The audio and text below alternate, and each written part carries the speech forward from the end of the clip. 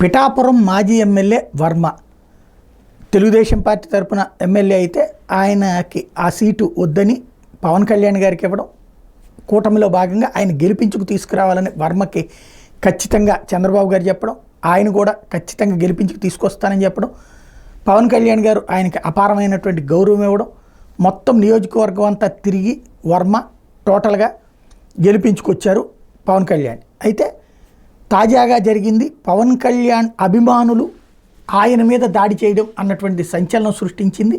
నేను రాత్రి ఇది 2 కోణాల్లో వార్తలు వచ్చినాయి.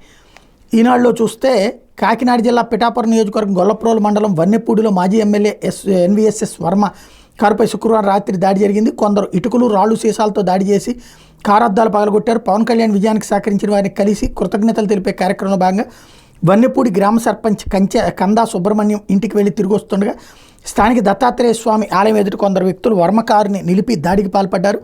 దాడి సమయంలో కారులో వర్మతో పాటు తెలుగుదేశం పార్టీ మండల అధ్యక్షుడు ఉలవకాయల దేవేంద్రుడు, జడ్పీటీసీ మాజీ సభ్యులు మడికి సన్యాసిరావు, బర్ల అప్పారావు తదితరులు ఉన్నారు. ఘటనా స్థలాన్ని DSP Hanumantharao, CI Srinivas, SI Balaji పరిశీలించి వర్మతో మాట్లాడారు. కొంతమంది తన కారుపై రాళ్లు సీసాలు దాడి చేశారు వర్మ తెలిపారు.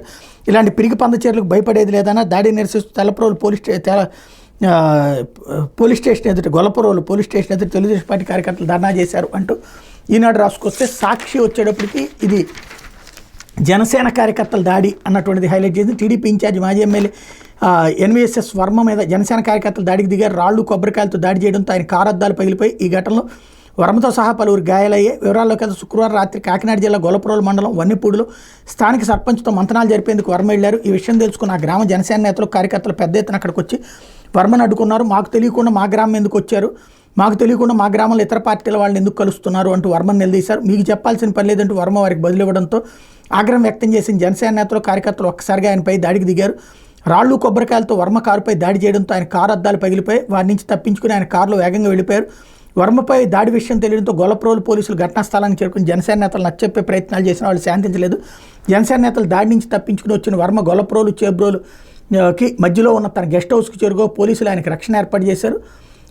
దీని మీద వర్మ నన్ను చంపడానికి ప్రయత్నించారంటే ఎన్నికల్లో పనిచేసిన వాళ్ళకి కృతజ్ఞతలు తెలపడానికి వెళ్తే జనసేన శ్రేణులు తనపై దాడికి చేశాయని టీడీపీ నేత ఎన్వీఎస్ఎస్ వర్మ ఆరోపించారు. ఆయన శుక్రవారం రాత్రి మీడియాతో మాట్లాడారు. రాష్ట్ర సర్పంచ్ సమాఖ్య అధ్యక్షుడు చిలకపూరి ప్రభాకర్రావు పిలుపు మేరకు సర్పంచుల ఎన్నికల్లో తమకు అనుకూలంగా పనిచేశారన్నారు. దీంతో తాను సర్పంచ్ని కలిసి కృతజ్ఞతలు తెలపడానికి వన్నెపూడి వెళ్లానన్నారు. ఈ క్రమంలో ఆ గ్రామానికి చెందిన మాజీ టీడీపీ నేతలు ప్రస్తుతం అధికారం కోసం జనసేనలోకి వెళ్లిన కొందరు నేతలు తనపై దాడికి దిగారని ఆరోపించారు. తనపై ఇటుకలు, గాజు గ్లాసులు, డ్రింక్ సీసాలు, కంకర రాళ్లు, కర్రలతో దాడి చేశారని ఆవేదన వ్యక్తం చేశారు. ఈ దాడిలో తనతో పాటు మరికొందరు గాయాలయ్యాయన్నారు. అల్లరి మొక్కలను జనసేన ఎంపీ తంగెళ్ల ఉదయ్ శ్రీనివాస్ పెంచి పోషిస్తున్నారని మండిపడ్డారు. జనసేన నేతలు తనను చంపడానికి ప్రయత్నించారని ధ్వజమెత్తారు. 9 నెలలుగా ఉదయ్ తనను వేధిస్తున్నాడని, జనసేనకు పనిచేయడం తన కర్మని వ్యాఖ్యానించారు. తనపై అత్యత్నం వెనక ఉదయ్ హస్తం ఉందని ఆరోపించారు.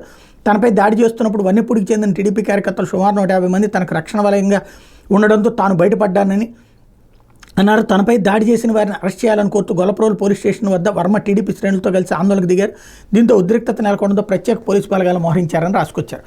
అయితే అక్కడ వినబడుతున్నటువంటి అంశం ఏంటంటే ఈ విషయంలో స్థానికంగా వర్మ అక్కడ మామూలుగా వర్మే ఇనిషియేటివ్ తీసుకున్నారు. పవన్ కళ్యాణ్ గారు అక్కడ ప్రచారం చేస్తే మిగతాదంతా నాగబాబు గారు అక్కడే ఉండి పనిచేశారు.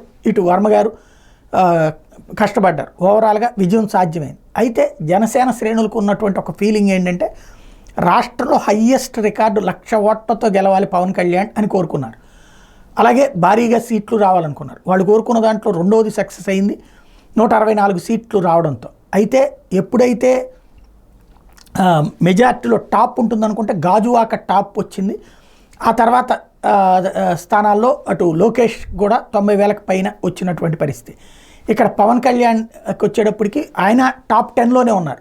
జగన్మోహన్ రెడ్డి కంటే ఎక్కువే ఉన్నారు. కానీ వాళ్ళ కోరిక 1,00,000 ఓట్లు రావాలి అన్నటువంటిది.